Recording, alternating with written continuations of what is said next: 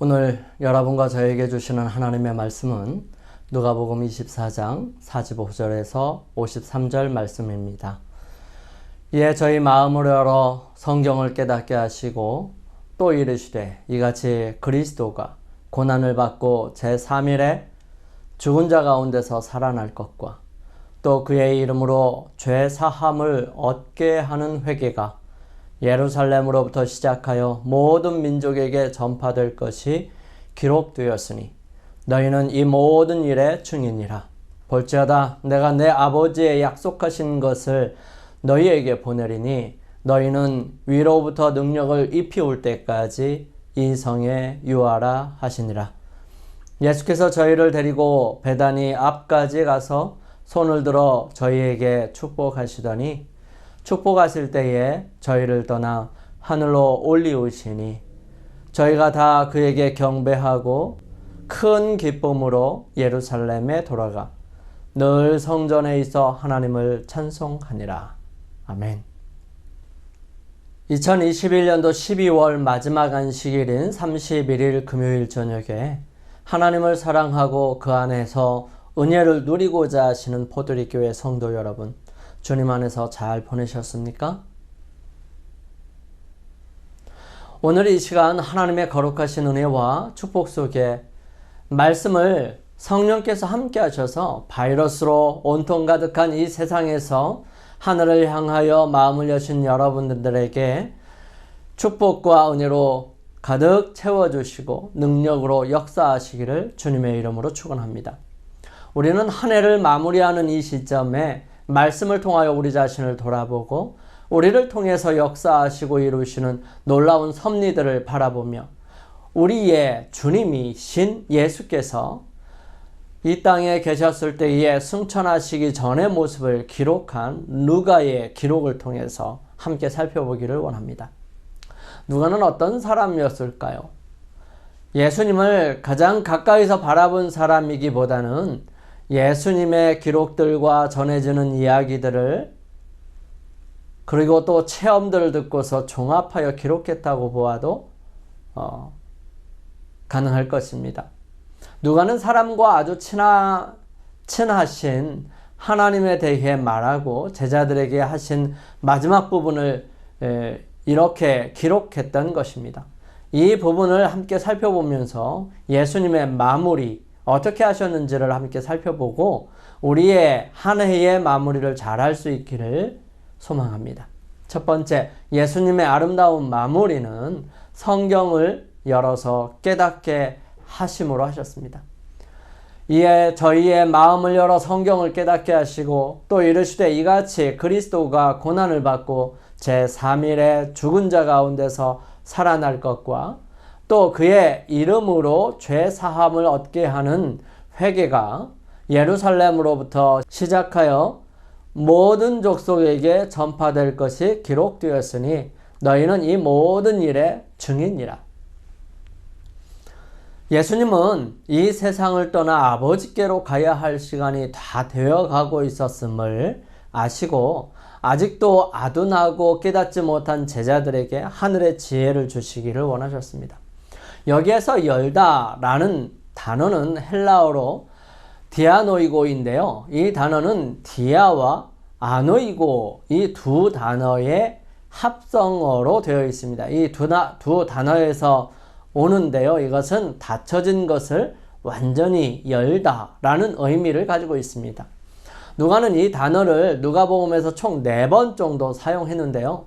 누가복음 2장 23절 이는 주의 율법에 쓴 바 첫 해에 처음 난 남자마다 주의 거룩한 자라 하리라 한 대로 아기를 주께 드리고, 여기서 나오는 처음 난이라고 하는 이 단어가 디아노이고입니다. 이 단어는 처음 태어난,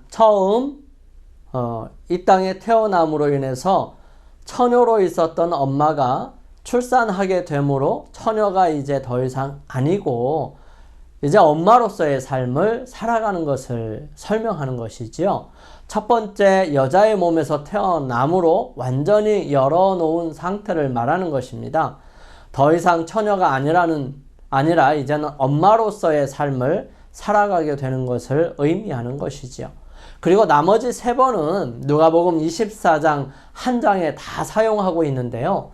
하나는 부활하신 예수님을 못 알아보는 이들에게 메시아의 성경적 예언과 성취를 설명하시고 그들과 함께 식사하기 위해 손을 들어 축사하실 때에 그들의 눈이 열려서 예수님을 알아보게 된 것입니다. 누가복음 24장 31절에 저희 눈이 밝아져 그인 줄 알아보더니 예수는 저희에게 보이지 아니하시는지라. 그들의 눈은 그 전까지만 해도 전혀 그분을 알아볼 수 없었던 어두운 상태였던 것입니다.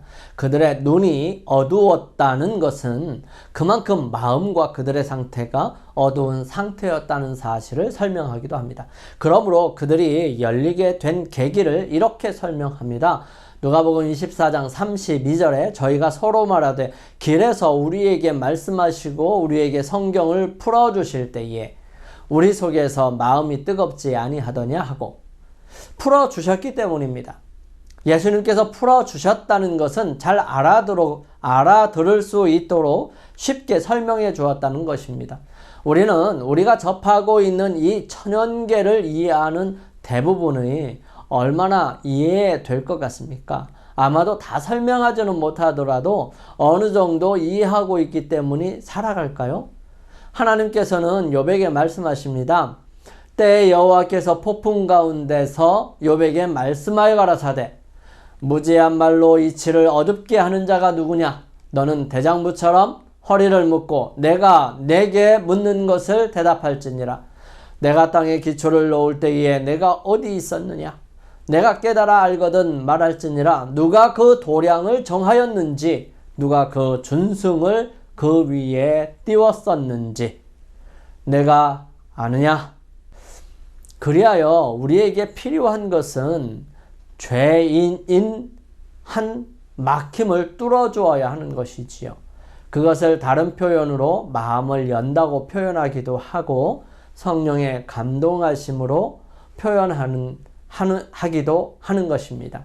누가복음 24장 45절에 이에 저희의 마음을 열어 성경을 깨닫게 하시고 예수님께서는 제자들에게 이제는 분명하고 확실한 성경의 내용을 설명하셨습니다. 왜냐하면 이제는 세상에 예수님을 증거하는 사람으로서 살아가야 하기 때문에 그들의 본 것, 느낀 것, 경험한 것을 성경적인 근거를 가지고 그들에게 설명할 수 있도록 해주어야 했습니다.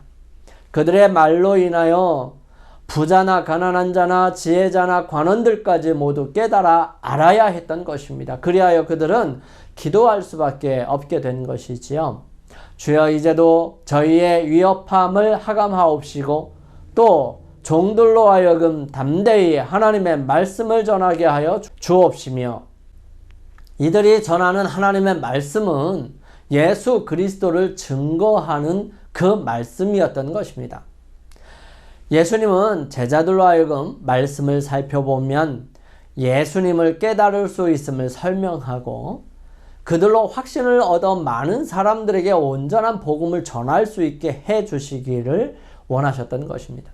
그리고 예수님께서는 그들을 위한 특별한 사경회를 갖게 되는 것이죠. 이 사경회를 통해서 분명하게 깨달아 알게 하신 것은 무엇이었을까요? 46절 47절에 이렇게 기록합니다. 또 이르시되 이같이 그리스도가 고난을 받고 제3일에 죽은 자 가운데서 살아날 것과 또 그의 이름으로 죄사함을 얻게 하는 회개가 예루살렘으로부터 시작하여 모든 족속에게 전파될 것이 기록되었으니 메시아에 대한 분명한 예언들이 성경에 분명히 있음을 주님께서 확인하시고 그것들을 말씀해 주셨어요. 특별히 3가지 부분에 대해서 예수님께서 기록되었다고 설명하고 있습니다. 첫 번째, 그리스도가 고난을 받고 두 번째, 제3일에 죽은 자 가운데서 부활하실 것 그리고 세 번째로 그 이름으로 죄사함을 얻게 하는 회개가 예루살렘으로부터 시작해서 모든 족속에게 전파될 것을 말하고 있습니다. 그리스도가 고난을 받는다는 것에 대한 기록은 이사야 52장, 53장에 기록되어 있고요. 또 시편 2장과 22장 등 여러 구약의 기록들이 있습니다. 제3일에 죽은 자 가운데서 살아날 것에 대한 예언은 창세기 22장의 이삭의 사건, 이삭을 제물로 드리라고 하셨던 그 사건과 요나를 통해서 고기 뱃속에 있었던 사건들, 그리고 초실절 절기를 통해서 해년마다 그들이 경험하였던 것입니다. 또한 시편 2장과 16장 110편과 또 이사야 53장 9절부터 12절에 있는 말씀, 또 이사야 55장에 그리스도의 부활에 대해서 분명하게 설명하고 계셨습니다. 또한 여호와께서 이미 큰 물고기를 예비하사 요나를 삼키게 하셨으므로 요나가 3일 3야를 물고기 배에 있으니라.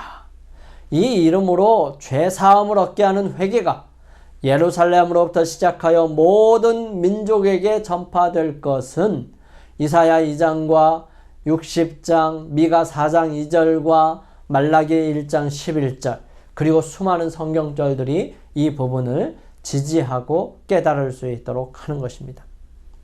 예수님께서는 자신에 대한 분명한 성경적 증거들을 성경을 연구함으로 인하여 살펴보게 하시고요. 그들에게 성경적 확신을 갖게 하셨습니다. 그리고 그분이 당하신 고난과 아픔들이 성경의 예언에 의한 부분임을 확신시켜 주시고요. 이 모든 것이 이 세상의 모든 사람들을 구원하기 위하여 하나님의 거룩한 역사였음을 확인시키셔서 오직 그분의 증인이 되게 하게 하시기 위함이었습니다. 예수님의 항구적인 목적은 우리를 통하여 세상의 사람들을 구원하시는 것이었어요.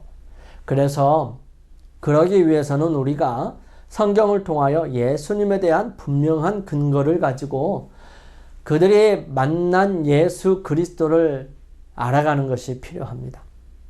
그들이 확신한 예수님, 또 고백한 하나님의 아들인 예수님을 온 세상에 전파하는 것, 그것이 바로 제자들에게 맡겨진 사명이었습니다.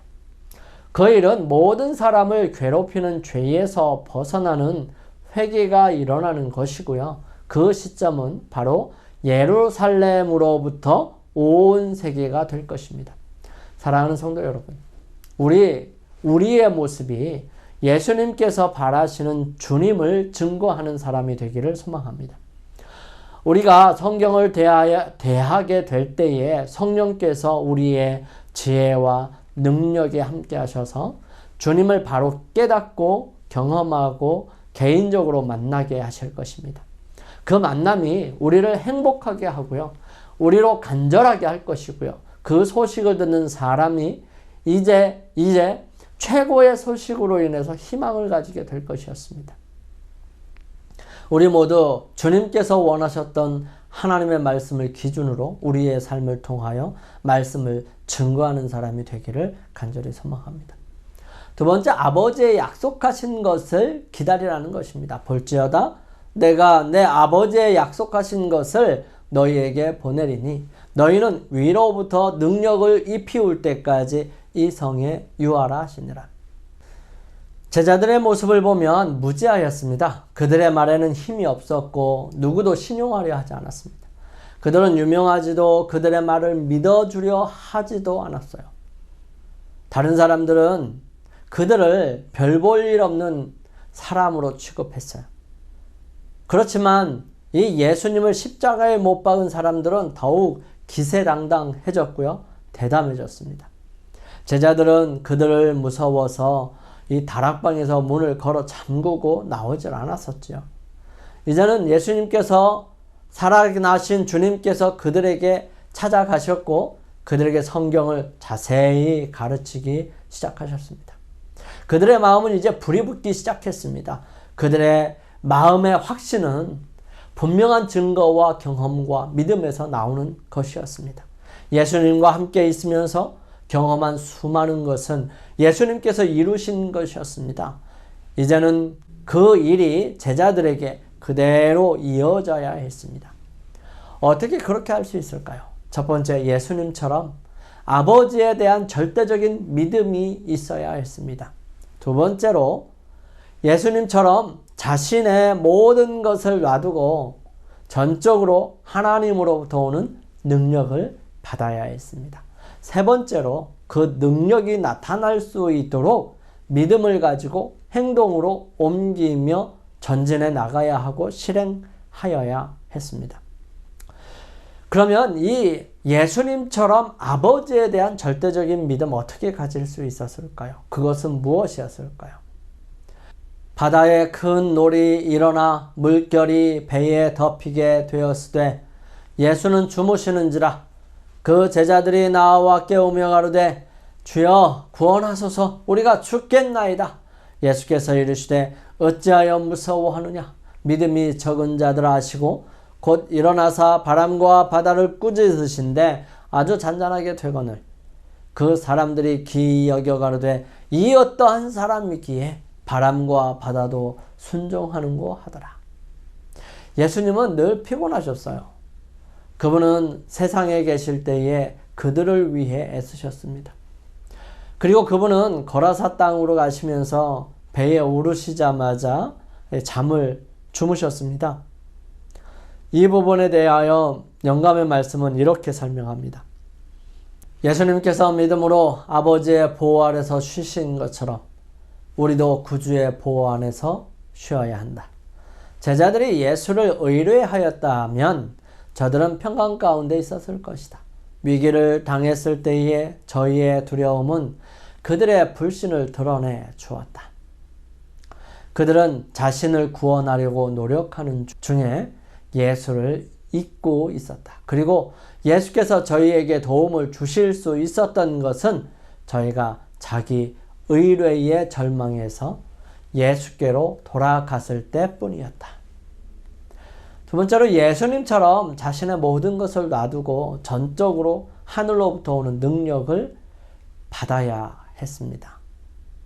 예수께서 성령의 충만함을 입어 요단강에서 돌아오사 광야에서 40일 동안 성령에게 이끌리시며 주님께서는 오직 성령의 이끄심을 따라 살았고요. 그가 행하신 모든 일들은 다 하늘로부터 받은 것이었습니다. 그분은 침례를 받으시고 40일 동안 기도드리는 것 외에 매일매일 사시면서 그분은 하늘의 능력을 힘입힐 때까지 그 앞에서 머물러 있었습니다. 그래서 그분의 기도는 때때로는 밤새도록 새벽 미명에 하루 종일 그렇게 기도하는 적도 있으셨던 것이죠. 폭풍을 잔잔케 하신 주님은 그분 자신의 능력을 사용하지 않으셨습니다. 내가 아무것도 스스로 할 수 없노라. 듣는 대로 심판하노니 나는 나의 원대로 하려 하지 않고 나를 보내신 이의 원대로 하려는 고로 내 심판은 의로우니라. 여기 이렇게 기록합니다. 예수님께서는 하늘 아버지의 능력에 의뢰하셨다. 예수께서 쉬신 것은 믿음 곧 하나님의 사랑과 돌보심을 믿는 믿음 안에서였다. 폭풍을 잔잔하게 한 그 말씀의 능력은 하나님의 능력이었다.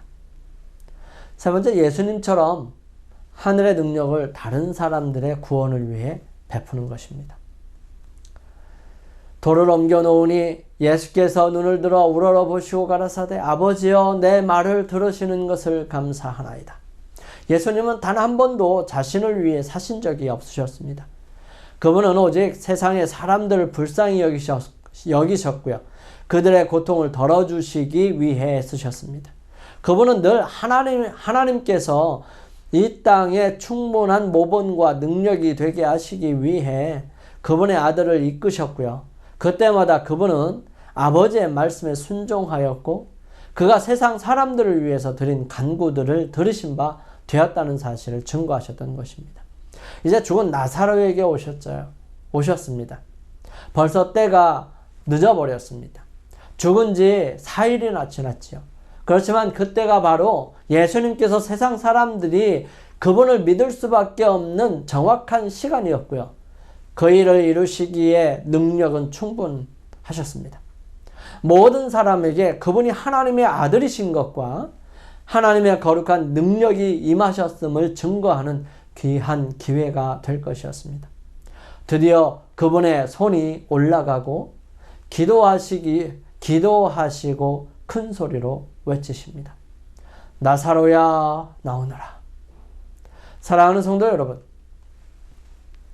세상에 전해야 하는 복음은 능력의 복음이었습니다. 그들은 보잘것이 없고 무지하였지만 그들을 준비시키시고 그들을 그 모든 하늘의 능력을 힘입을 수 있는 준비를 갖추게 하신 분은 바로 예수님이셨습니다. 그것은 바로 기다리는 것이었어요. 사람은 죄를 짓고 난 다음 죄가 지배할 때에는 다른 사람들의 말을 절대로 들어주지 않고요. 자기 멋대로 살아갑니다. 그러므로 죄가 가득한 사람에게 하나님의 거룩한 은혜로 빛이 들어가게 되면 그들의 모습은 자신의 못된 죄된 모습을 바라보게 됩니다. 어두우면 자신이 더러운지 옷을 잘 입고 있는지 전혀 분간이 되지 않기 때문이죠. 이러한 어두움에 빛을 비추자 죄로 얼룩진 모습들이 드러나게 되었습니다. 이때 두 가지로 반응하게 되죠. 하나는 어두운 데로 더 들어가서 자신의 더러움이 나타나지 않게 하고요. 다른 하나는 더러운 데를 씻기 위해 물을 찾아 나서고 깨끗한 옷을 입기 위해 옷을 찾고 상처난 곳을 치료하기 위해 의사를 찾아가는 것입니다. 우리는 밝은 빛으로 더 나와서 우리의 더러움을 씻고 우리의 약함을 버리고 새로 거듭나기를 소망합니다. 주님께서는 당신 자신이 샘이 되셨고요. 당신이 의로운 옷이 되셨고 당신이 치료자가 되셔서 우리 사람들을 새롭게 하십니다. 그런 사람들에게 주님께서는 성령을 보내십니다. 너희가 하나님의 성전인 것과 하나님의 성령이 너희 안에 거하시는 것을 알지 못하느냐. 누구든지 하나님의 성전을 더럽히면 하나님이 그 사람을 멸하시리라. 하나님의 성전은 거룩하니 너희도 그러하니라. 아무도 자기를 속이지 말라. 너희 중에 누구든지 이 세상에서 지혜 있는 줄로 생각하거든 미련한 자가 되어라. 그리하여야 지혜로운 자가 되리라. 예수님께서는 아버지께서 보내실 것인데 그 성령의 역할과 하시는 일을 이렇게 설명합니다. 그러하나 진리의 성령이 오시면 그가 너희를 모든 진리 가운데로 인도하시리니 그가 자의로 말하지 않고 오직 듣는 것을 말하시며 장래일을 너희에게 알리시리라. 그가 내 영광을 나타내리니 내 것을 가지고 너희에게 알리겠음이니라. 주님께서는 너희는 세상의 빛이라고 말씀하십니다. 요한은 생명의 빛이 바로 예수님 그 자신이라고 말씀하셨어요. 우리가 세상의 빛이 되기 위해서는 반드시 빛 되시는 주님을 속에 가져야만 가능한 것입니다. 즉 성령의 역사가 우리로 그리스도 안에 있게 하고 또한 그 성령이 예수 그리스도를 우리를 통하여 나타내십니다. 그러므로 세상의 빛이 되는 것은 내 안에 계신 성령께서 그리스도를 나타내는 결과로 이루어지는 것이죠. 그러므로 우리는 예수 그리스도께서 그러하셨다는 것처럼 절대적인 믿음을 가지고 하늘로부터 오는 능력을 힘입고 다른 사람들을 구원하고자 나아가야 하는데 그러기 위해서 우리에게 능력이 입혀져야 하는 것입니다. 그 성령은 약속되어 있고 그 성령의 임재하심이 우리에게 있을 때에 비로소 예수님처럼 다른 사람들을 구원하는 마음과 그리스도께서 아버지를 증거하셨던 것처럼 우리가 그리스도를 증거하게 되는 것입니다. 사랑하는 성도 여러분, 우리 능력이 힘입을 때까지 아버지의 약속하신 성령을 기다리는 사람이 되십시다. 혼자서 살아가는 사람보다는 성령의 인도하심을 따라 살아가는 그런 사람으로 결심하시면서 이 한 해를 마무리하는 게 어떨까요? 세 번째, 제자들을 축복하셨습니다. 예수께서 저희를 데리고 베다니 앞까지 나가사 손을 들어 저희에게 축복하시더니 축복하실 때에 저희를 떠나 하늘로 올리우시니 저희가 그에게 경배하고 큰 기쁨으로 예루살렘에 돌아가 늘 성전에 있어 하나님을 찬송하니라. 예수님께서는 이제 제자들과 함께 베다니 앞까지 나아가십니다. 그리고 그들에게 축복하시지요. 그때 그분은 하늘로 올리워 가십니다. 어쩌면 그렇게 축복하시면서 떠나가셨는지도 모르겠어요. 그들에게는 아직도 계속되는 축복 속에 있는 것입니다. 그들뿐만 아니라 오늘 그분을 믿는 모든 사람들이 그랬을 것입니다. 이 축복, 예수님께서 어떤 축복을 하셨을까요? 그분은 어린아이들을 축복하셨습니다. 마가복음 10장 16절은 그 어린아이들을 안고 저희 위에 안수하시고 축복하시니라 말씀하십니다. 이 어린아이들을 축복하신 것은 그분 앞에 나오는 사람들이 차별되지 않음을 말해주는 것입니다. 누구든지 축복받을 수 있음을 나타내 주시는 것이지요. 두 번째, 그분은 먹을 것에 축복하셨습니다. 또 작은 생선 2마리가 있는지라 이에 축복하시고 명하사 이것도 그 앞에 놓게 하시니 수없이 배고픈 사람들에게 먹을 것을 주셨습니다. 이 사건은 광야에서 이스라엘 백성들이 먹었던 만나와 같은 기적이었습니다. 이 먹을 것은 바로 우리가 매일 접해야 하는 하나님의 말씀에 대한 모습일 것입니다. 하나님께서는 말씀을 읽고 듣고 말하는 사람들에게 축복하시지요. 이 예언의 말씀을 읽는 자와 듣는 자들과 그 가운데 기록한 것을 지키는 자들이 복이 있나니 때가 가까움이라 말씀하십니다. 또 그분은 유월절 떡과 잔에 축복하셨어요. 저희가 먹을 때에 예수께서 떡을 가지사 축복하시고 떼어 제자들에게 주시며 가라사대 받아 먹으라 이것이 내 몸이니라 하시고 주님은 그 자신을 기억하고 구원을 잊지 않기를 바라셨습니다. 우리가 먹고 마시는 것들 속에서 늘 주님을 기억하기를 바라셨던 것입니다. 그분의 몸으로 비유되는 떡은 세상을 구원하시는 예수 그리스도 자신이었습니다. 예수께서 가라사대 내가 곧 생명의 떡이요 내게 오는 자는 결코 줄이지 아니할 터이요 나를 믿는 자는 영원히 목마르지 아니하리라. 그분은 우리에게 저주하는 자를 축복하라고 말씀하십니다. 너희를 저주하는 자를 위하여 축복하며 너희를 모욕하는 자를 위하여 기도하라. 우리는 여기에서 딱 막힙니다. 어떻게 나를 저주하는 사람을 축복할 수 있을까요? 전혀 불가능하죠. 그런데 이렇게 될 수 있는 유일한 길은 바로 여기에 있습니다. 바울은 이 부분에 대해서 이렇게 설명합니다.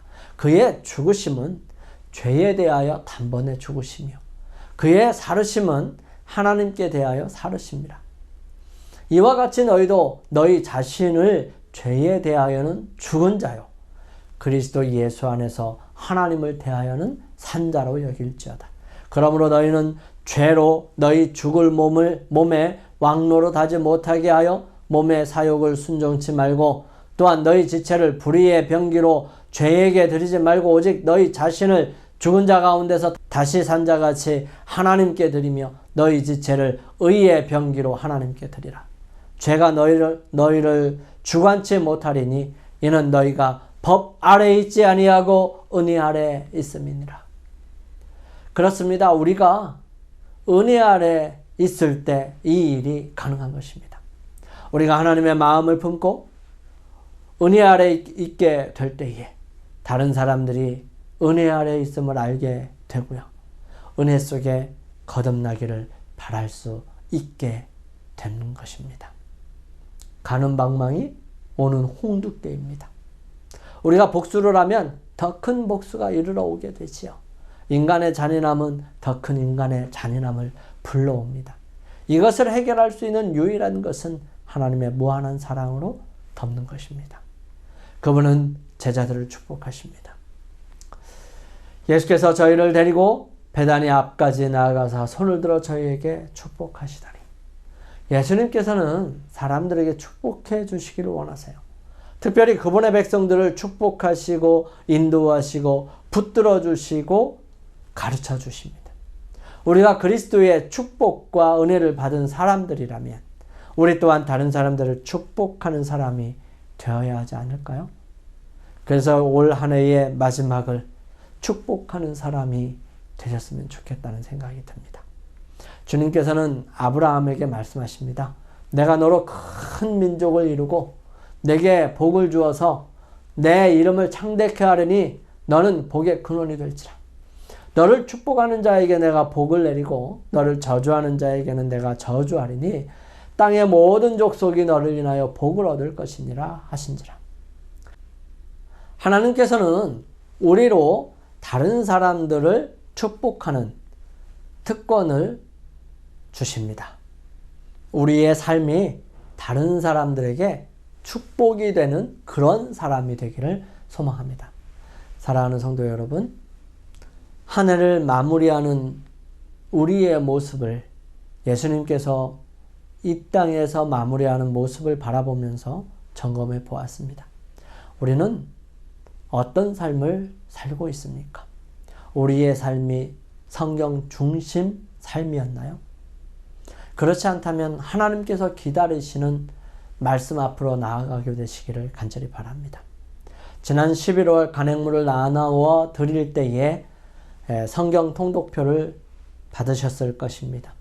오늘 한 해는 꼭 말씀 속에서 살아가기를 결심하시고 그분 앞에 나아가 눈이 열리고 말씀을 풀어 이해하는 경험들을 함으로 완전한 믿음으로 굳건하게 서기를 간절히 바랍니다. 우리의 삶은 아버지의 약속하시는 것을 붙잡고 사는 삶이었나요? 예수님께서 가지셨던 것처럼 절대적인 믿음과 하늘로부터 임하는 능력을 다른 사람을 구원하기 위하여 베풀기를 결심할 때에 성령께서 임하심을 고대하고 기다리는 삶이기를 바랍니다. 우리의 삶이 성령의 인도하심 속에 사는 삶. 이것이 험난하고 혼란스러운 이 세상에서 안전하고 행복하게 사는 법이며 하늘로 가는 바른 길을 걷는 길입니다. 우리의 삶은 축복하는 삶이었습니까? 다른 사람들을 차별 없이 모두가 구원 얻기를 바라는 삶이 우리의 삶이기를 간절히 소망합니다. 하나님께서 우리를 통하여 우리 주위를 축복하시기를 원하심을 감사함으로 받아들이고 남을 저주하기보다는 축복하는 삶을 살게 되시기를 주님의 이름으로 축원합니다. 우리 함께 결심하시면서 기도드리는 시간을 갖겠습니다.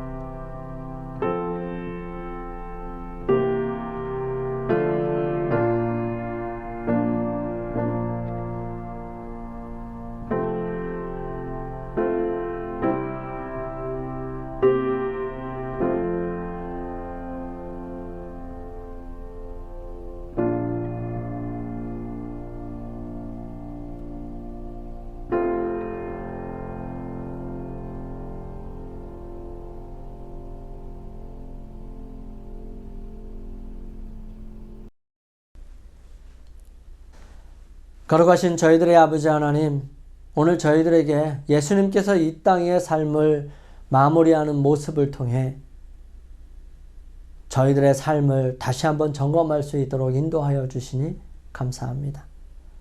사랑의 아버지 하나님, 주님께서는 우리 주님의 제자들에게 말씀으로 굳건하게 서기를 원하셔서 말씀을 풀어 열게 하시고 마음을 열어서 말씀을 깨닫게 해 주셨습니다. 주님, 저희들의 삶이 말씀의 중심이 되는 삶이 되게 하여 주셔서 저희들로 하여금 하늘을 향하여 길을 잃어버리는 어리석은 사람이 되지 아니하도록 도와주시옵소서. 사랑의 아버지 하나님, 저희들에게 약속하신 성령을 간구하면서 살아가는 사람이 되게 하여 주시옵소서. 그러므로 다른 사람들에게 예수 그리스도를 통하여 주시는 놀라운 능력과 빛이 전달되는 놀라운 은혜들을 경험하는 저희들의 삶이 되게 도와주시옵소서. 사랑의 아버지 하나님, 저희들의 삶이 축복하는 삶, 축복이 되는 삶, 축복을 전해주는 삶이 되게 인도하여 주옵소서. 주의 거룩하신 은혜와 능력이 매 순간마다 저희들과 함께 하실 것을 믿고 감사드리오며 저희들을 사랑하시는 예수님의 이름으로 간절히 기도드립니다. 아멘.